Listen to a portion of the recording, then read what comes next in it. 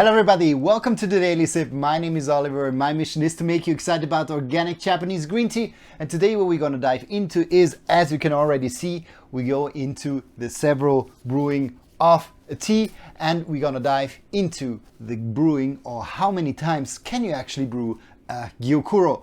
So for this I brought a Gyokuro with me. Today I decided to choose a blend. So this is a blend which is coming from the Samidori, Okumidori, and from the Yabukita. So it is a mix of different cultivars. Here, cultivars, as you might know, varietals in wine. So when you have an assemblage in wine, you have a blend in the tea, and here we have a type or 3-type tea blend or Gyokuro tea blend.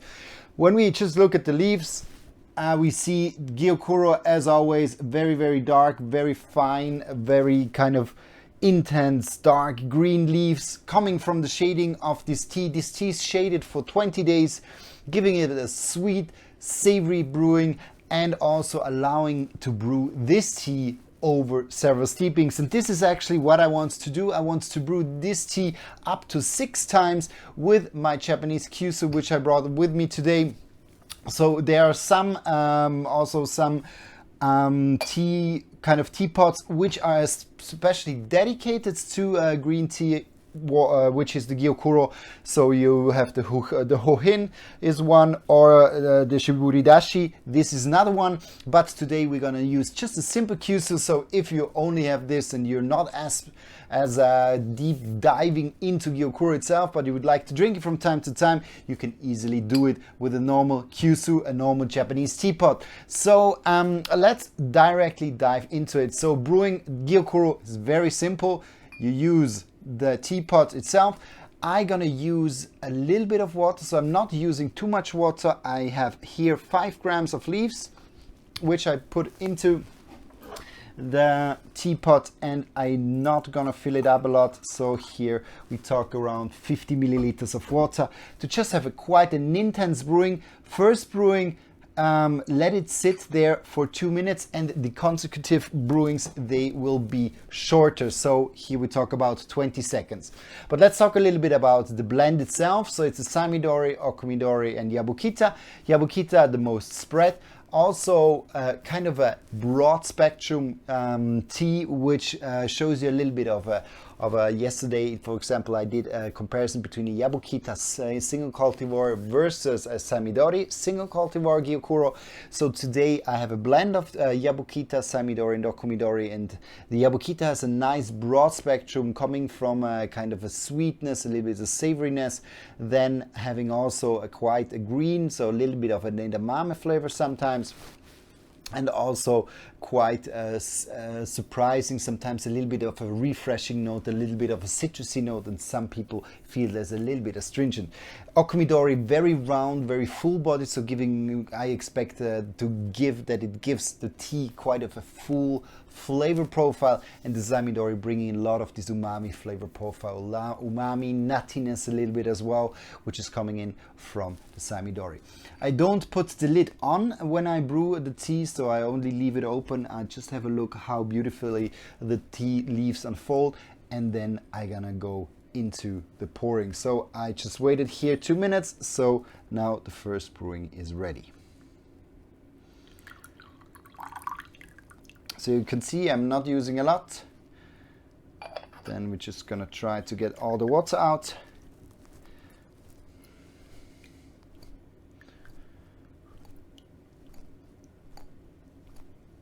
Good.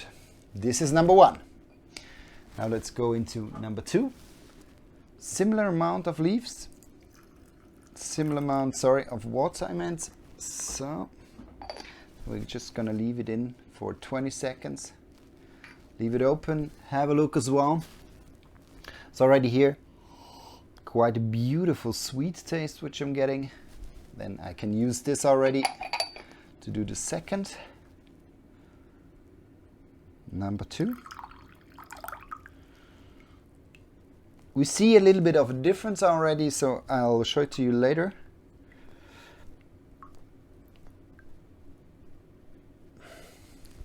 While I'm making the third one. Number 3. good. So you can see already between the first and the second, we have here a little bit more of a golden color, while here we definitely go more into the greener part. So here, it seems a little bit that the Samidori gets a little bit more through in the second brewing, because the Samidori often gives a little bit this cloudy and beautiful tones. Now this is number 3. Still color-wise very, very good. Now we get a little bit lighter again in terms of color. Going to number 4. Voila. Also leaving it in. So difference between the second and the third is a little bit of an intensity, is a little bit less strong. So here I used also a Gyokuro, which is actually from the year 2018. Region is Kagoshima. Exactly, their location is Shibushi. This is around 40 minutes driving from Kagoshima, a little bit into, a little bit away from the sea, so it's on the countryside. Now we get number 5 in.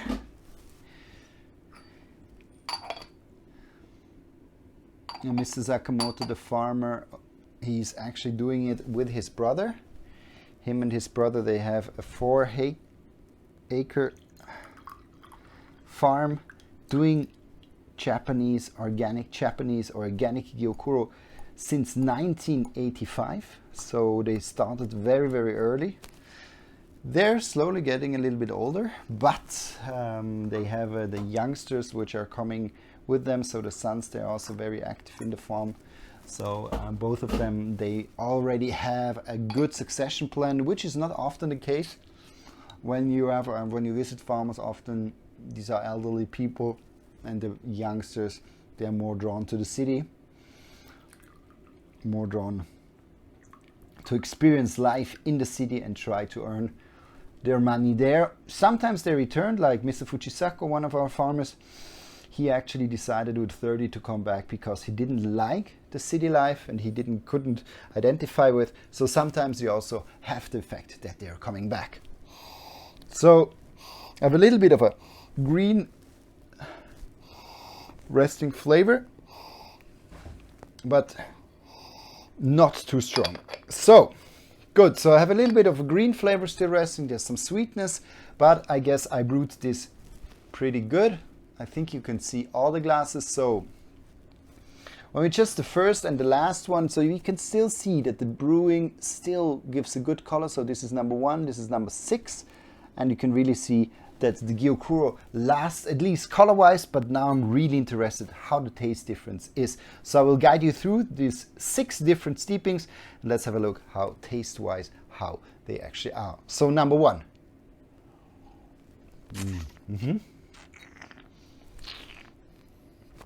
Very fruity, very strong on the savory note. I have a little bit of a nuttiness I'm getting in. So here it seems that the Samidori, especially in the first brewing, shows itself, its characteristic with the strong savoriness, a little bit of a nuttiness. There's a nice fruitiness which I would add to the Okumidori, a nice flavor, nice full-bodied flavor profile. The Yabukita, I don't taste it so much, so there's no kind of real green. There's no kind of a fresher note. It stays quite in the zone of this full-bodied flavor, savory, kind of fruity type, which I know more from the Samidori and from the Okumidori. Now let's go to number 2.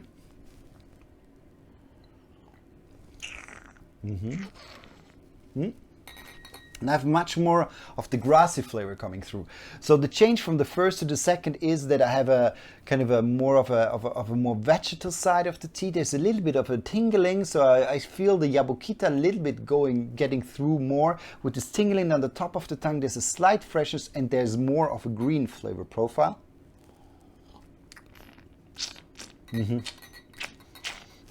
Definitely I get a little bit more of this edamame flavor profile, which gets through. Number 3, let's go to number 3.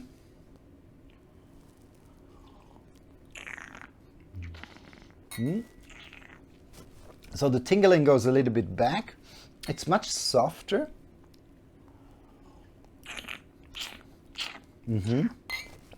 Still, you have a nice green flavor profile, but you don't have this tingling. There's not a refreshing note. It seems quite balanced. The savoriness is definitely weaker than in the first one. And I get a little bit of a smooth banana flavor as well. Number 4.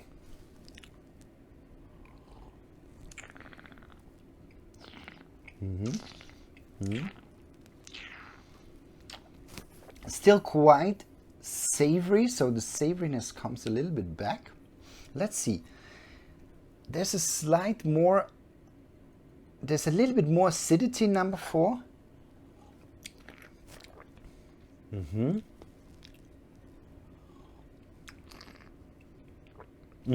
Definitely. So there's a little bit more of a sweetness, like these slight banana tones, which I said before.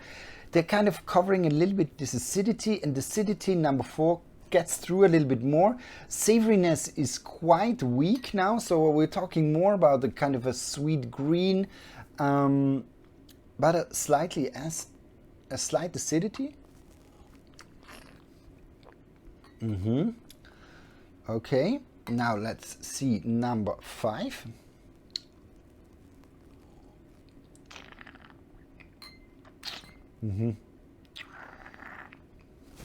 So now it gets weaker, definitely.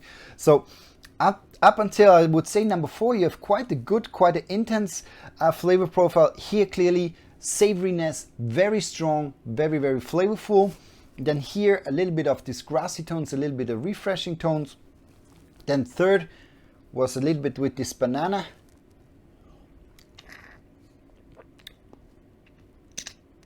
But a little bit of this acidity is coming out already in number 3.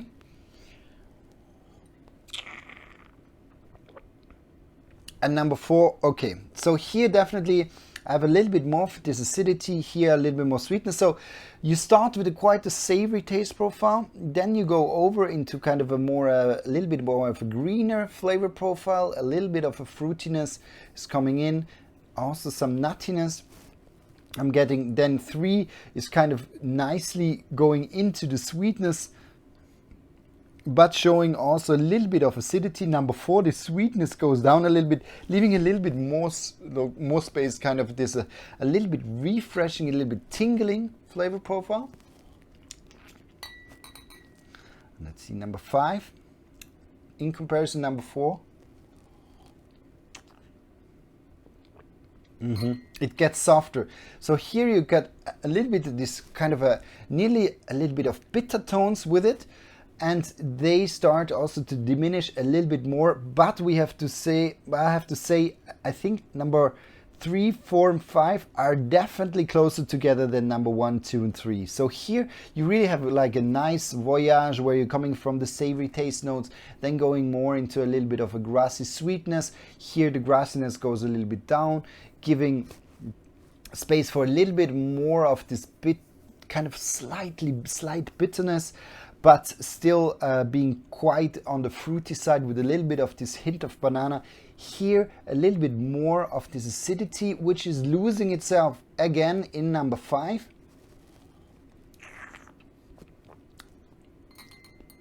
Getting definitely smoother and sweeter, and now I'm curious, number 6.